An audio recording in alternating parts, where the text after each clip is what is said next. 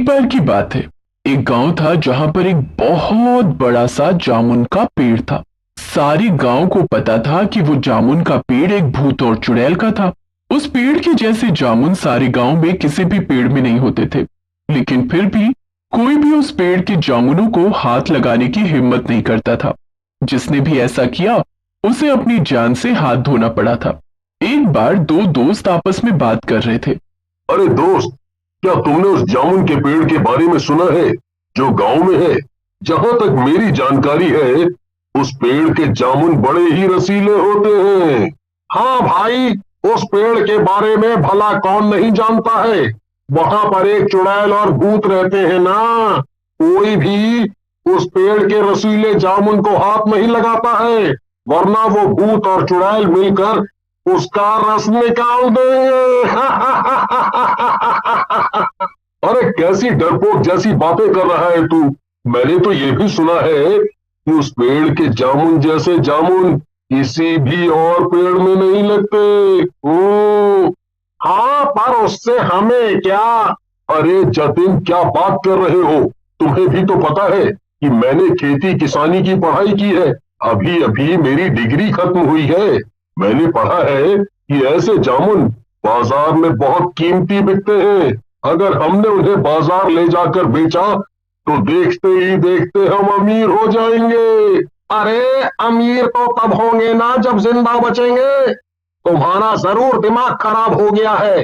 जो तुम उस पेड़ के जामुन चुरा के बेचने की बात कर रहे हो, वो भूत और चुड़ैल इतने खतरनाक हैं कि वहां जाने वाले की हड्डियां तक चबा जाते हैं। ना बाबा ना, मुझे नहीं बनना ऐसा अमीर।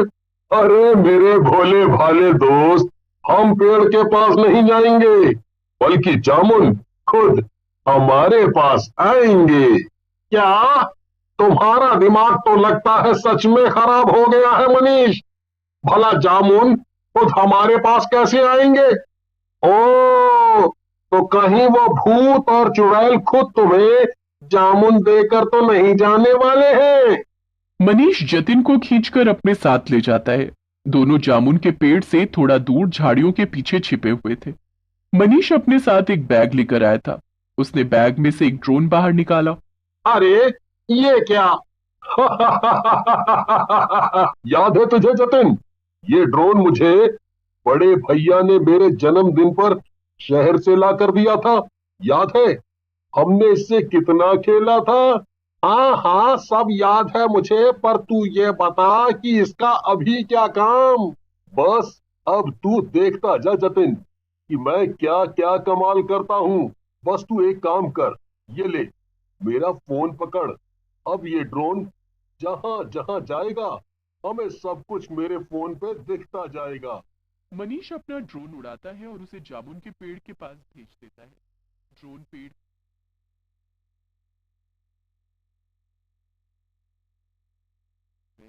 वो देख मनीष, वो रहे दोनों भूत और चुड़ैल। वाकई में कितने डरावने लग रहे हैं दोनों। आवाज मत कर, मुझे मेरा काम करने दे। मनीष अपने ड्रोन को पेड़ के सबसे ऊपर ले जाता है और एक बटन दबाता है। उसके ड्रोन में से एक जाल बाहर आता है और वो एक डाली से कई सारे जामुन तोड़कर इकट्ठे कर लेता है। इसके बाद मनीष अपने ड्रोन को वापस अपने पास बुला लेता है। अरे मनीष, तूने तो सच में कर दिखाया। मुझे तो अपनी आंखों पे यकीन ही नहीं हो रहा है। जिस जामुन के पेड़ के आसपास भटकने से भी सारा गांव डरता है, तूने उसी से जामुन चुरा लिए, और वो भी इतने सारे।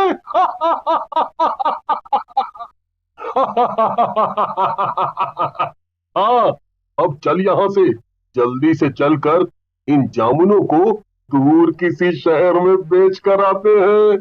अच्छा, मगर दूर क्यों? अरे पागल, गांव में किसी को भी पता नहीं चलना चाहिए कि हमने जामुन चुराए हैं, वरना हम बड़ी दिक्कत में हो सकते हैं। अरे वाह, तू तो कितना समझदार है। मुझे आज बड़ा गर्व हो रहा है तुझ पर मेरे दोस्त। इसके बाद मनीष और जतिन वहां से चले जाते हैं और जामुनों को अच्छे दाम पर बेचकर वापस आ जाते हैं। अगले दिन मनीष, हमने तो बस थोड़े से जामुन बेचकर काफी पैसे कमा लिए। वही तो मैं सोच रहा हूँ जतिन, अगर थोड़े से जामुन में हम इतना कमा सकते हैं तो सोच ज्यादा जामुन से हमें कितना फायदा होगा। तो क्या तू वहां दोबारा जाएगा? और क्या क्या मैं इतना अच्छा मौका अपने हाथ से जाने दूंगा? मनीष जतिन को समझा बुझाकर फिर से जामुन के पेड़ पर ले जाता है और दोनों एक बार फिर से अपने ड्रोन की मदद से जामुन चुरा लेते हैं। कई दिनों तक ऐसे ही चलता रहता है और दोनों खूब फायदा कमाते हैं। लेकिन मनीष इस फायदे से संतुष्ट नहीं था। उसके मन में अब और भी लालच जाग रहा था। मैं इस छोटे मोटे फायदे से खुश नहीं हूँ जतिन। जब हम इतना सारा फायदा कमा सकते हैं और वो भी एक ही बार में, तो हम रोज रोज ये चिंदी चोरियां क्यों कर रहे हैं? अरे मनीष, देखो, इतना लालच भी अच्छा नहीं है। अभी हमें जितना मिल रहा है हमें उसमें ही संतुष्ट रहना चाहिए। ज्यादा लालच करेंगे तो जो मिल रहा है वो भी नहीं मिलेगा और कहीं जान से भी हाथ ना धोना पड़े। क्या यार जतिन, तू जब देखो तब ऐसी नेगेटिव बातें क्यों करता रहता है? अरे कभी तू मेरी बात को समझा कर। जब हम एक साथ लखपति बन सकते हैं तो ये छोटी मोटी चोरियां क्यों करें? अब तू कुछ भी कहे मनीष, मैं तेरी बातों में नहीं आऊंगा। अगर तुझे ऐसा कुछ भी करना है तो अकेले कर, मैं तेरा साथ नहीं दूंगा, समझा? जतिन और मनीष की आपस में बहस हो जाती है और जतिन वहां से उठकर चला जाता है।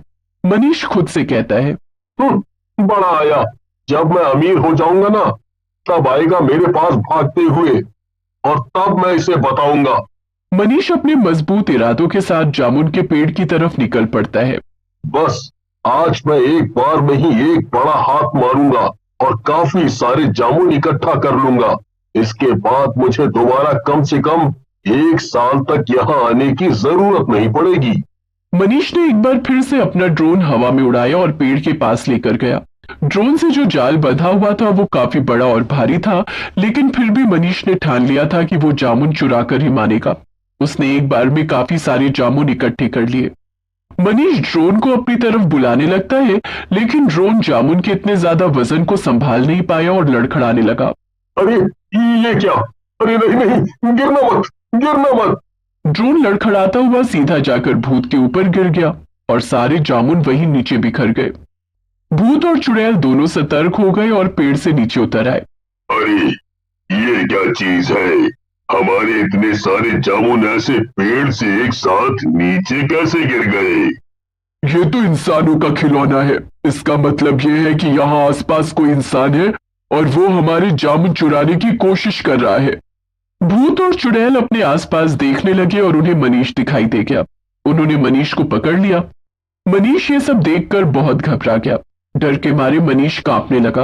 ओह, तो तू है जिसने ये खिलौना हमारी तरफ फेंका। लगता है कि तू ही है जो यहाँ पर हमारे जामुन चुराने आया है। तेरी इतनी मजाल कैसे हो गई? नहीं नहीं, मुझे माफ कर दो, मुझसे गलती हो गई। जाने दो मुझे, मैं दोबारा यहाँ कभी नहीं आऊंगा। आएगा तो तब ना, जब तू जिंदा बचेगा। इतना कहकर भूत और चुड़ैल मिलकर मनीष को खा जाते हैं और वापस अपने पेड़ पर जाकर सो जाते हैं। थोड़ी देर बाद वहां जतिन आता है और मनीष को ढूंढने लगता है। जतिन खुद से ही बातें कर रहा था कि तभी उसे सामने मनीष का ड्रोन पड़ा हुआ दिखता है और मनीष के फटे हुए कपड़े भी। अरे ये सब क्या है? ये सारे जामुन नीचे बिखरे हुए हैं और मनीष का ड्रोन और फोन भी यहीं पड़ा हुआ है। यहाँ पर आखिर हुआ क्या? जतिन मनीष के ड्रोन और फोन को उठाकर देखता है। ड्रोन में सब कुछ रिकॉर्ड हो गया था कि कैसे भूत और चुड़ैल ने मनीष को खा लिया। जतिन रोता हुआ वहां से चला जाता है और मनीष को अपने लालच की सजा मिल जाती है। मनीष और जतिन के साथ हुए इस हादसे के बाद से गांव वाले और भी सतर्क हो जाते हैं और कोई भी दोबारा जामुन के पेड़ के पास नहीं जाता है।